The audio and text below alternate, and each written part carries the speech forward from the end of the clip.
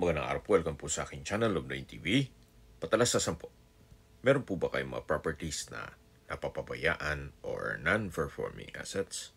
Plan nyo ibenta, pero wala kayong oras pagbibenta nito.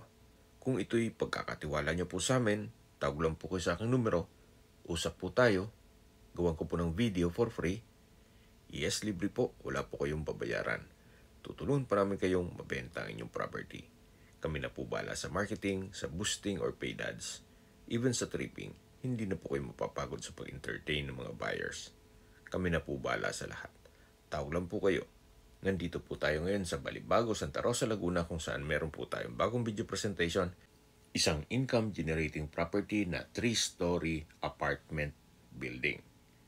May lot area po ito ng 143 square meters. Ito'y titulado, buhay po ang may-ari, kaya wala po kayong mag-improve sa documentation at transfer ng title. May monthly income po ito na 51,000 pesos at hindi po ito nababakante gawa ng marami pong factories dito sa paligid ng Balibago, Santa Rosa. At malapit din po ito sa highway kaya accessible din ito ng public transportation. At malapit po sa lahat ng business establishments. Dito po sa harapan ay may espasyo para sa tindahan. Then sa second floor, may unit na may balkonahe o terrace. Sa ngayon po, hindi natin mapasok ito. Gawa ng punong-puno po. At may mga tenant. Kumbaga privacy naman sa kanila. Meron na rin po itong steel gate. At ito naman po yung driveway. Nakakasya naman dito 2 hanggang 3 sasakyan. Dito po sa ground floor ay may 3 pinto. Hanggang sa dulo po yan.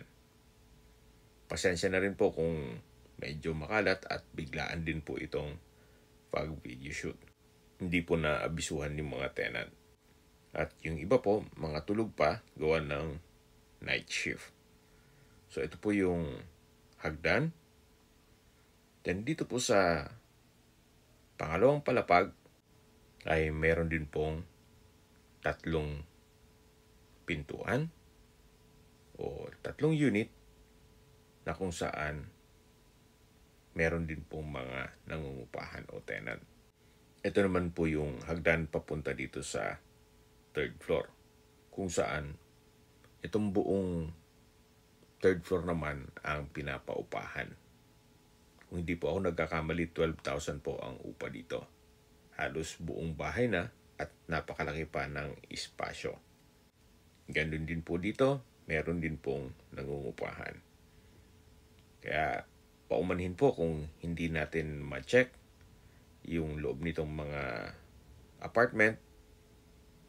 Pero upon tripping, siguro pwede tayong makisuyo na i-check natin yung loob nito. Halos lahat pong negosyo dito sa area ay mga apartment. Yan po matatanaw nyo yung mga building na yan. Puro paupahan. Gaya ng nasabi ko sa inyo kanina, ito po'y malapit sa mga factories dito sa Balibago, Santa Rosa. At malapit din sa bayan mismo. Sa mga nag-skip po ng video, summarize ko lang po. Ito pong 3-story na building o apartment building ay nasa Balibago, Santa Rosa. At may lot area na 143 square meters. Ito po'y titulado at income generating. Ang monthly income po is 51,000 pesos. Malapit po sa highway, kaya accessible ng public transportation. Ang kagandahan pa po dito, ito'y flood-free area. Sa distance, location at travel time portion na po tayo. Mula po sa National Highway, ang distance is 1.1 kilometers at ang travel time is 6 minutes.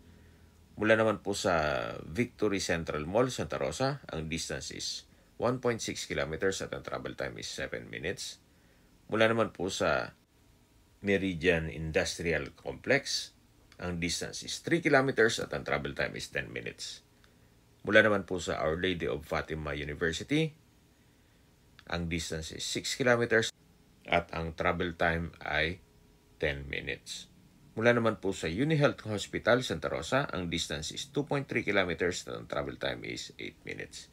Yan po yung lagi kong binabanggit sa aking video na dapat nyo i-consider sa paghanap ng property, yung meron pong malapit na hospital. Hindi ko naman po sinasabing sakitin kayo. Yan naman po for emergency purpose lang naman. At mula naman po sa Santa Rosa exit, South Luzon Expressway, ang distance is 3 kilometers at ang travel time is 10 minutes. Mula naman po sa Manila o sa airport, ang distance is 35.4 kilometers at ang travel time is 55 minutes. Yan po, tunghayan niyo po itong harapan nitong apartment building na along two-way cemented barangay road. Dito po sa harapan ay kasya ang dalawang sasakyan na common parking, then sa loob, kasya po 3 hanggang 4. Depende po sa laki ng sasakyan. So ito po ay well-maintained, kaya makikita niyo naman ang structure ng building, maayos na maayos. Halos wala rin kayong papagpana dito. Kung meron man, siguro retouch na lang ng pintura. Okay, sa presyo na po tayo. Binibenta po ito ni owner sa halagang 10.5 million pesos. Kung may mga katanungan po kayo, tawag lang po kayo sa aking numero. At sa mga kababayan naman natin nasa ibang bansa, meron din po akong Telegram. Sa mga iPhone user naman, may iMessage. Meron din pong Imo, Skype, Viber at WhatsApp. Same number lang po, 0917-316-3399. Sa mga nagtatanong naman po ng aming Facebook, meron po aming Facebook page na Nov9TV at Facebook Reels Video. Meron din pong TikTok at Instagram. May ibang YouTube channel po kami gaya ng The Nov9TV channel at Nov9TV Listings. Sana po naibigyan nyo ang aming video presentation. Paki-like and subscribe na lang po sa aking channel para ma-update din po kayo sa aking future listings. Kung sakali po hanap nyo yung mas malaking sukat ng lupa, meron din po kami ibang listings na pwede nyong pagpilian. Huwag po kayo mo at willing tumawag sa amin, then let us know your budget para malaman namin kung anong property pwede namin ilok sa inyo. Sa lahat pong viewers, subscriber at nagtiwala po sa amin, salamat po sa suporta. Ingat po kayo lagi at yung pamilya. Maraming salamat po.